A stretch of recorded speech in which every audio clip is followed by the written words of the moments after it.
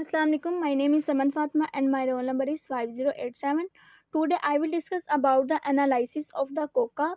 So firstly, what is the coca? Coca is a plant in the Erythrochelinaceae native to Western South America.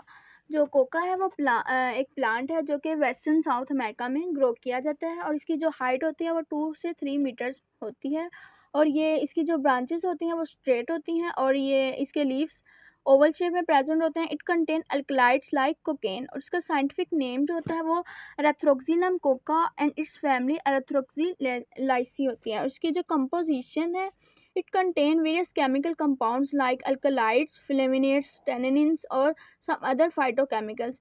जो alkaloid है वो well known compound होता है, Coca में present होता है और कोकाइन के साथ प्रोमिनेंट होता है। नेक्स्ट हमारे पास आ जाता है फ्लेविनेट्स एंड टेनिन्स जो कि मेडिसिनल प्रॉपर्टीज़ के लिए रिस्पॉन्सिबल होते हैं और कोका लीव्स जो होते हैं some it contain many vitamin, minerals and some other nutrients. Next हमारे पास आ जाता है न्यूट्रिएंट्स।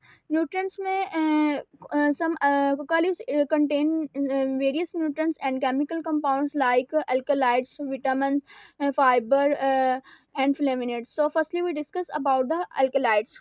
अल्कलाइड्स में जो कोका लीव्स होते हैं वो रिच होते हैं और it contain relatively small amount of Coca जो कि टाइपिकली लेस देन 1% होते हैं और अल्कलाइड्स जो होते हैं वो कोका लीव्स में स्टिमुलेंट इफेक्ट के तौर पर काम करते हैं जिसकी वजह से हम इसे कोकाइन अल्कलाइड्स कहते हैं। नेक्स्ट हमारे पास विटामिन होते हैं। कोका लीव्स में बहुत vitamin contain a range of vitamin होते हैं जिसमें इसकी टाइप्स हो सकती हैं ए, ई और सी और जो वेरियस विटामिन बी हो सकते हैं जैसे कि थायामाइन में B1, riboflavin B2, niacin B3 and pantothenic acid B5 होता है और विटामिन कंटेंट जो होता है कोका लीफ में वो अदर प्लांट सोर्सेज के मुकाबले में बहुत ही कम होता है। नेक्स्ट हमारे पास आ जाता है minerals. Coca leaves also contain some essential minerals like calcium, iron, potassium and phosphorus और ये बॉडी में साइकोलॉजिकल फंक्शन के तौर पर काम करता है। नेक्स्ट हमारे पास आ जाते हैं फाइबर। कोका लीव्स जो होते हैं ये डाइटरी फाइबर्स कंटेन करते हैं जो कि डाइजेस्टिव हेल्थ के लिए बेनिफिशियल होते हैं। नेक्स्ट हमारे पास आ जाता है फ्लेविनेट्स। कोका कंटेन सम फ्लेविनेट्स जैसे कि क्यूरसेटिन एंड ल्यूटिन जो कि लीव्स की एंटीऑक्सीडेंट कैपेसिटी को ओवरऑल कैपेसिटी को कंट्रीब्यूट करते हैं। Next there are 2 types of coca, erythroxylum coca and erythroxylum novogranatense. जो एरेथ्रोक्सिलम कोका है इसमें जो कोकाइन का कंटेंट होता है वो बहुत ही हाई होता है जबकि एरेथ्रोक्सिलम नोवोग्रेंटेंस में जो होता है कोकाइन का कंटेंट वो बहुत ही लो होता है।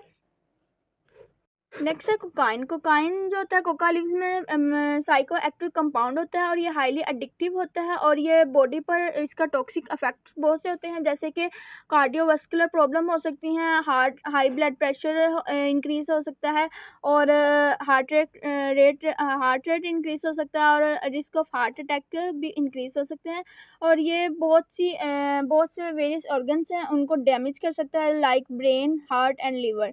नेक्स्ट हमारे पास आ जाता है अडल्ट्रेंट्स। अडल्ट्रेंट्स जो होते हैं वो हम कोकाइन की अपीयरेंस को मॉडिफाई करने के लिए यूज़ करते हैं ताकि ये हायर प्रायोरिटी कोकाइन की तरह सिमिलर हमें दिखाई दे और इससे जो प्रॉफिट होता है वो इंक्रीज़ हो जाता है और प्रोडक्ट जो क्वांटिटी है वो भी इंक्रीज़ हो सकती है और इससे मैक्सिमाइज हमारे पास प्रॉफिट होता है। फॉर एग्जांपल बेकिंग सोडा आप यूज़ करते हैं एज अ कटिंग एजेंट जो कि कोकाइन की प्योरिटी को डाइल्यूट करने के लिए हम इसको यूज़ करते हैं। नेक्स्ट हमारे पास आ जाता है कोकाइन रिलेटेड अल्कलाइड्स। जो कोकाइन रिलेटेड अल्कलाइड्स हैं इसमें हम अदर अल्कलाइड्स भी यूज़ कर सकते हैं जो कि टॉक्सिक इफेक्ट्स होते हैं इससे। फॉर एग्जाम्पल एकोगनाइन और इसका मेटाबोलाइट बेंजाइल एकोगनाइन है। ये जब हम कोकाइन को कंजप्शन करते हैं उसके बाद बॉडी से जब एक्सक्रीटेड होते हैं और इससे यूराइन डायरेक्ट टेस्ट के थ्रू हम इसको डिटेक्ट कर सकते हैं और ये मेटाबोलाइट्स जो होते हैं ये बॉडी में अगर आपके ड्रग प्रेजेंट है तो ये इससे एसोसिएटेड होते हैं और इसको वो डिटेक्ट करते हैं by urine drug test. Next हमारे पास आ जाता है administration. The method of the administration में हमारे पास स्नोर्थिंग हो सकती है, स्मोकिंग हो सकती है और इंजेक्टिंग हो सकती है। जो स्मोकिंग कोकाइन है ये नज़ल पैसेज जो होता है उसको डैमेज कर सकता है। जो स्मोकिंग कोकाइन है ये रेस्पिरेटरी प्रॉब्लम्स काज करता है। और जो इंजेक्टिंग कोकाइन है इससे हमारे पास एडिशनल रिस्क हो सकते हैं, जैसे कि ब्लड बोर्न ट्रांसमिशन डिसीज़ हो सकती है और वेन डैमेज हो सकती है और इन्फेक्शंस हो सकते हैं।